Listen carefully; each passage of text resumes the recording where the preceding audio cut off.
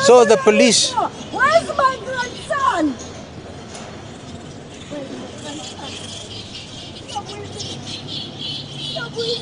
Where's my grandson? Very painful.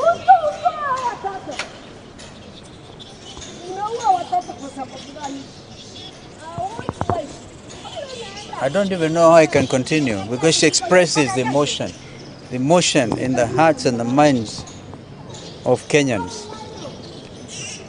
It is possible for people who have negative energy to think we may have even asked that Mama Shushu kuja alia hapa. We didn't even know. In fact, I was frightened myself. I thought she was going to to throw me out. But that is reflective of the anger, the anguish Kenyans are going through. But I want to say one thing. God is on the throne. God will save our land. He will not allow this country to go down by people who want to demonstrate opulence. Young people are saying, even if you are stealing our resources, please don't vomit on our shoes, as one time Edward Clay, the famous British High Commissioner to Kenya, said.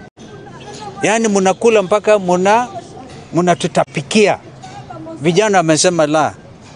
And I think that for me, what has happened in Kenya is a real reawakening. The spirit of Kenyans who are saying there shall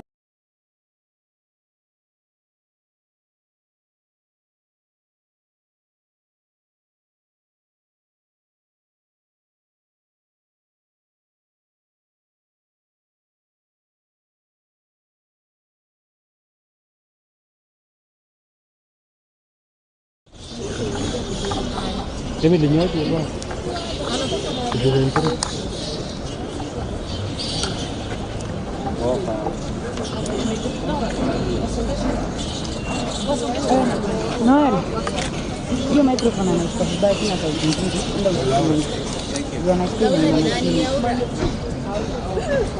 Kidogo tupige kata, kidogo tu lawa. Unashuka chini hivi na unafanya angalia.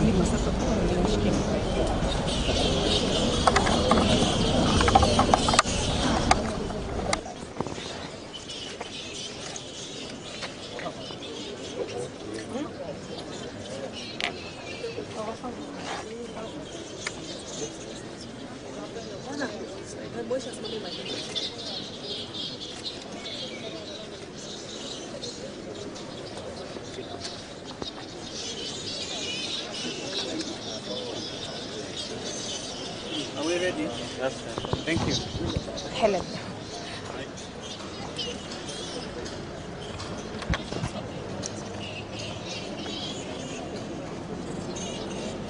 It's very, very saddening. We are very deeply saddened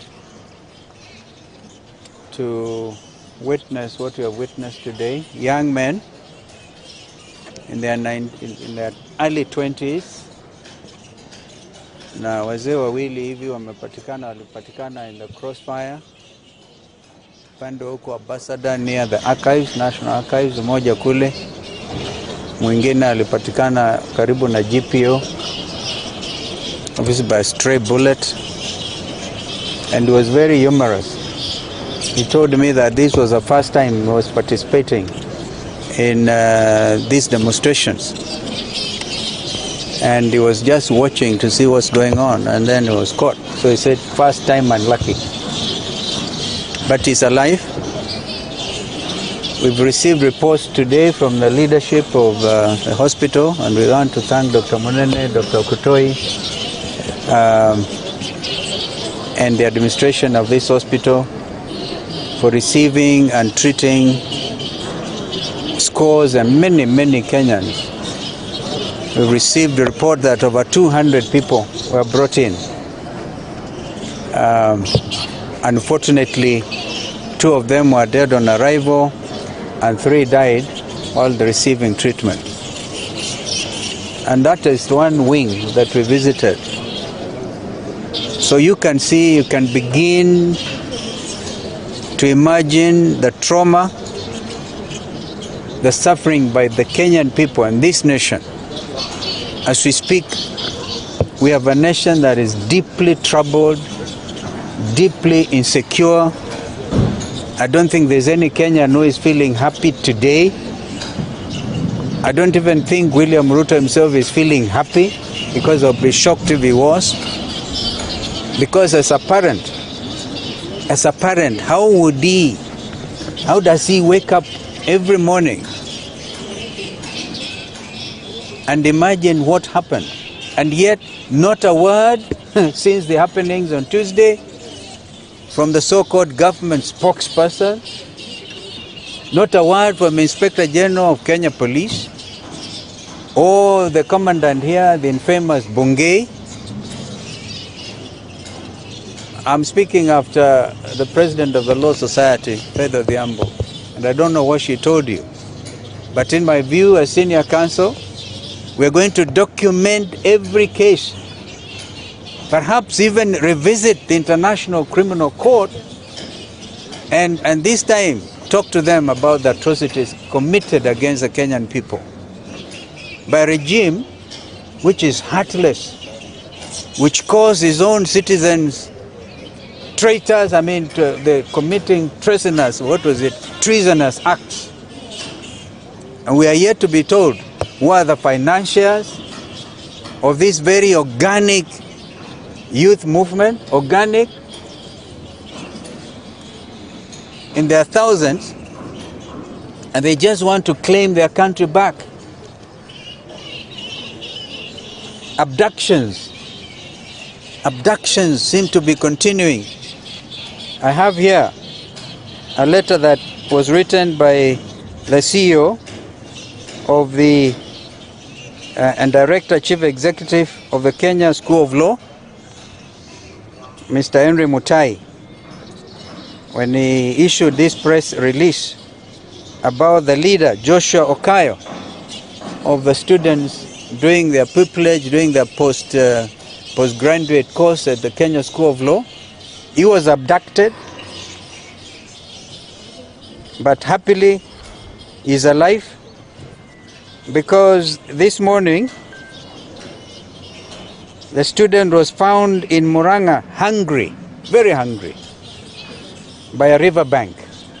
You can see that style of abducting student leaders, of terrorizing them, perhaps trying to indoctrinate them. This is not the country our forefathers fought for. And I want to look at William Ruto in the face, I hope he's looking at me, and tell him to rise above himself and realize he has the instruments of power and order the stoppage of killing of young Kenyans. It is obvious he must have given the directive, shoot to kill. Because those snipers would not have blown up the young brain we saw at the mortuary the other day. He's one of the two people who arrived here dead on arrival because his brains were blown off. So this cannot continue. In a democracy, it cannot continue. And by the way, I want to ask William, is this a democracy or a military dictatorship? Kenya is asking all these questions. They deserve straightforward answers,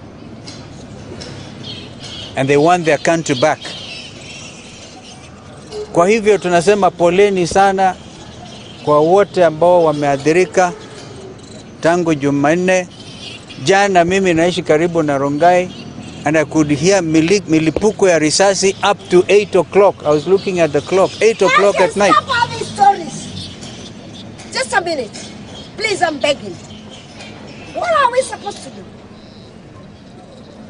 Nimetafuta kila mahali. Hawa waliniambia ningojee mpaka kesho.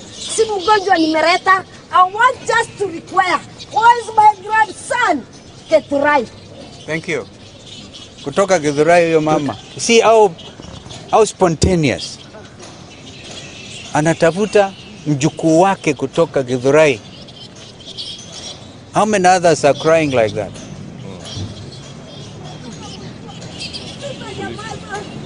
So the police. Where's my grandson?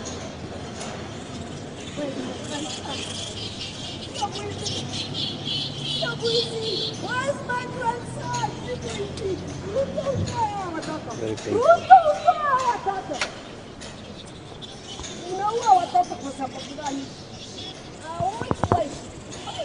I don't even know how I can continue because she expresses the emotion in the hearts and the minds of Kenyans. It is possible for people who have negative energy to think we may have even asked that huyo mama Shoshoa kuja alia hapa. We didn't even know. In fact, I was frightened myself. I thought she was going to to throw me out. But that is reflective of the anger, the anguish Kenyans are going through. But I want to say one thing. God is on the throne. God will save our land. He will not allow this country to go down by people who want to demonstrate opulence. Young people are saying, even if you are stealing our resources, please don't vomit on our shoes, as one time Edward Clay, the famous British High Commissioner to Kenya, said. Yani munakula mpaka munatutapikia. Vijana wamesema la. And I think that for me, what has happened in Kenya is a real reawakening. The spirit of Kenyans who are saying there shall be democracy, there shall be open governance, because from today anybody going to throw out words, those millions in church functions, millions, they will now be asking, where have you stolen from? So this is now a new country, thanks to Gen Z. Gen Z, even Gen Alpha. Nimeona mtoto anauliza maswali makali sana. So this reawakening cannot be in vain. Rex Masai was the first to go. Rex Masai. And then Evans, who I think is getting buried today. Those young men could not have died in vain. This must be a new country. And how to begin, where to end, is an issue. God save Kenya. If there's any question, thank you.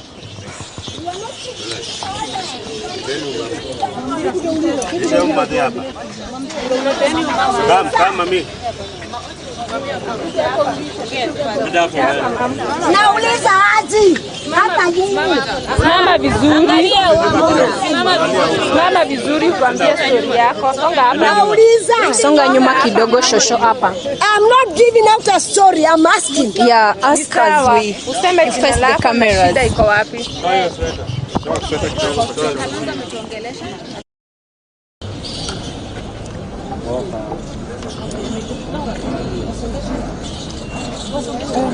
Noel, hiyo microphone anaishika vibaya tena kwa ujingi.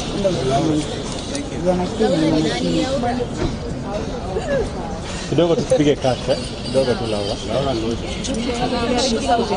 Unashuka chini hivi na unafanya angalia. Yo tunalipa. I want my grandson.